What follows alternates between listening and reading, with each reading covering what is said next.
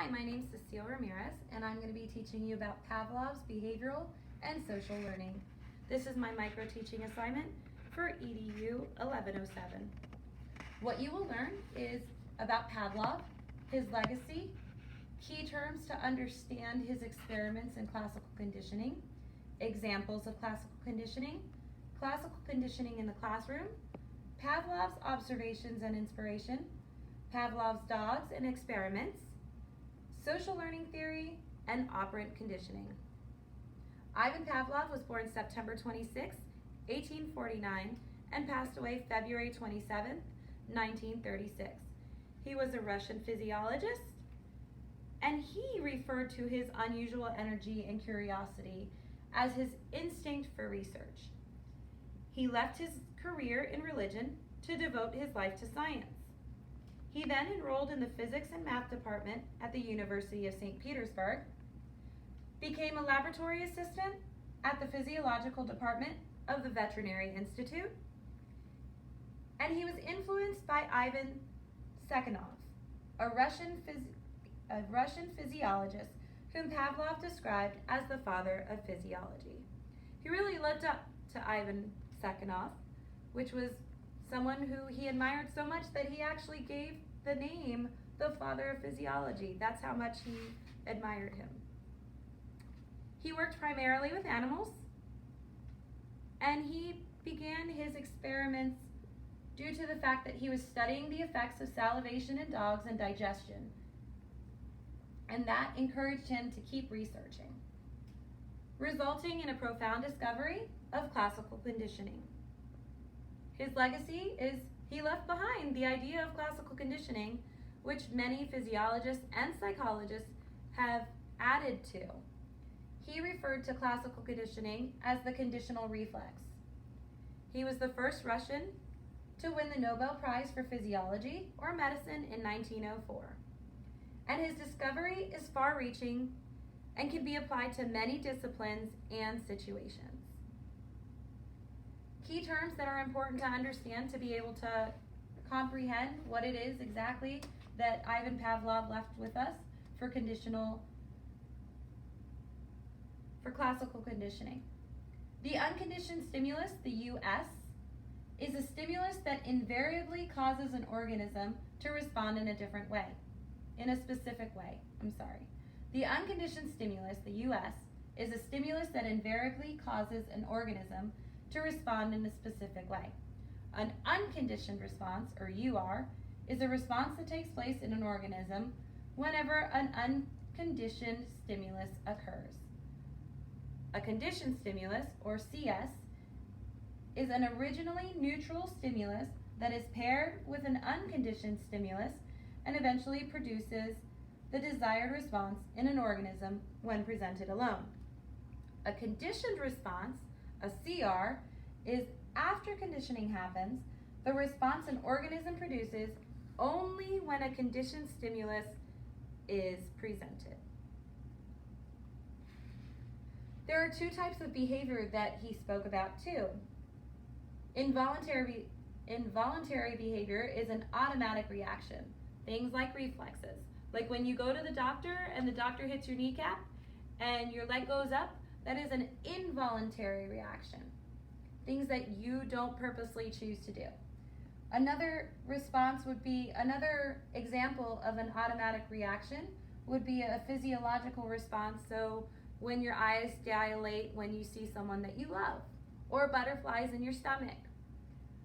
An example of a voluntary reaction would be purposely choosing to do something. So if there were a bug and you purposely tried to stomp on it or shoo it out of the room, that is something that is a voluntary behavior. Classical conditioning is defined as the type of learning in which a response naturally elicited by one stimulus becomes to be elicited by a different, formally neutral stimulus.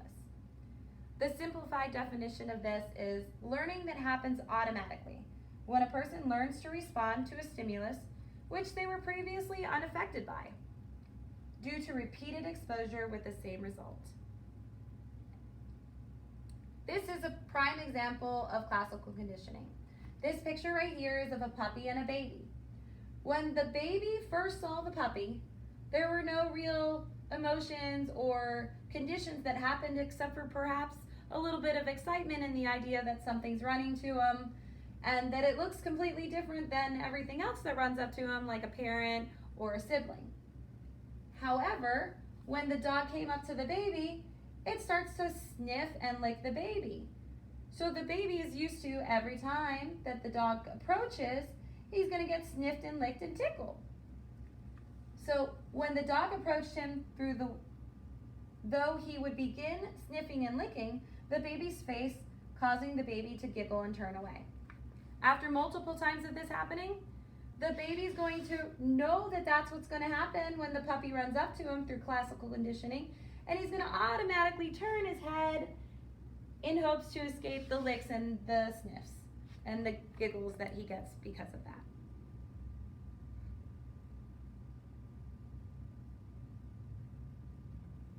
Next are two videos of other examples of classical conditioning.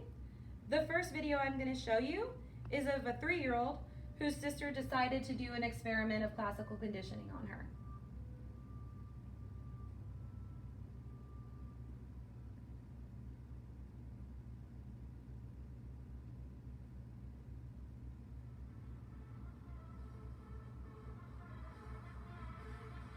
For our project, we're going to classically condition my 3-year-old sister, Olivia. First, I'm going to cough. After coughing, I'm going to tickle her. Eventually, she'll associate my coughing with being tickled.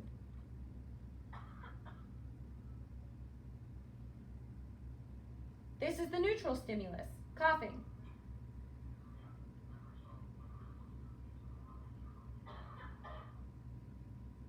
Unconditioned stimulus, tickling. Unconditioned response, laughter. For classical condition to work, the test subject must be conditioned to this over time.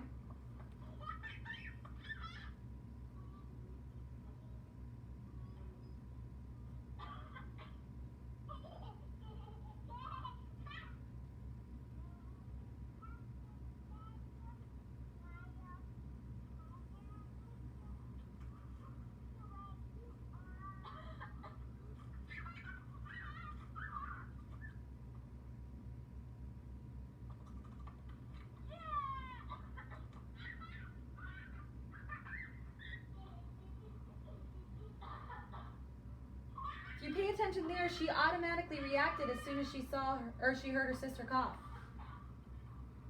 Oh, she knows it's coming.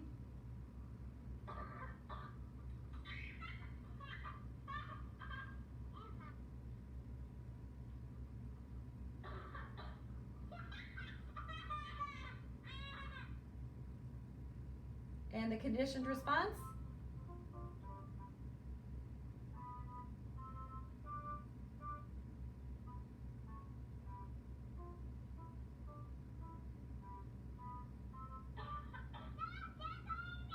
No, tickling me is what she screams because she heard her sister cough and knew that that's what was going to happen, because that's what's happened this whole time.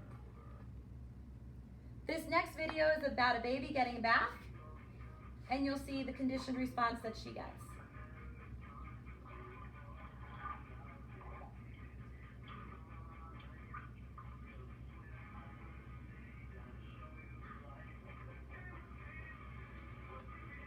The adult is spraying her with a little toy football.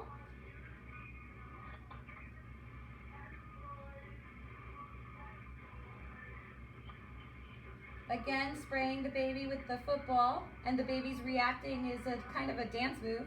Oh, no water came out of the football there, and the baby's still dancing just like then. That's the conditioned response. The conditioned response was, there's the football, there's no water spraying, and the baby's still reacting as if there was.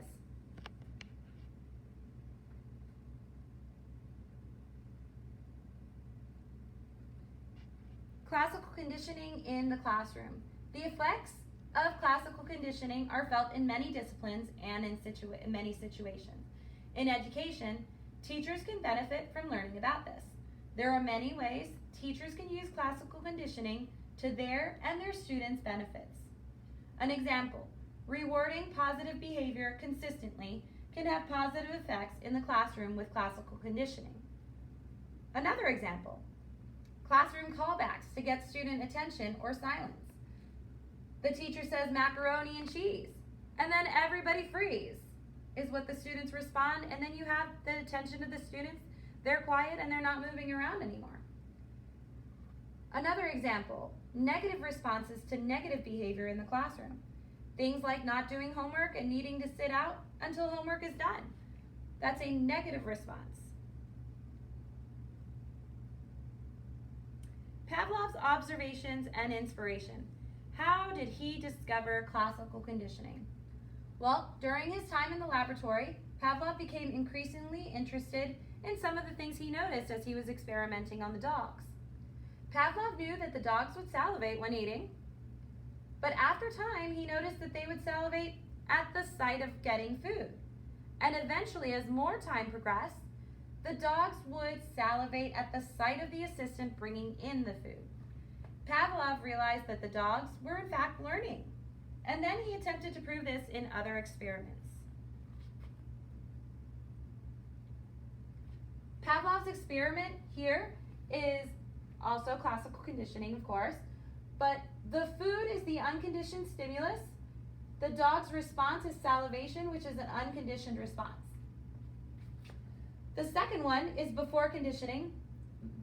He would ring the bell, and there was a neutral stimulus of the bell, and the response was there was no salivation, so no conditioned response. During conditioning, however, he rang the bell and presented them food, and salivation, unconditioned response, is what occurred.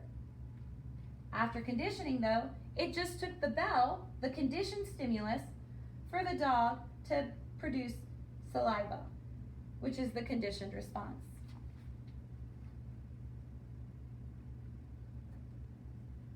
The social learning theory was inspired by Pavlov, but founded by Edward Thorndike and B.F. Skinner, which expanded on the classical conditioning theory, resulting in what we now know as social learning theory.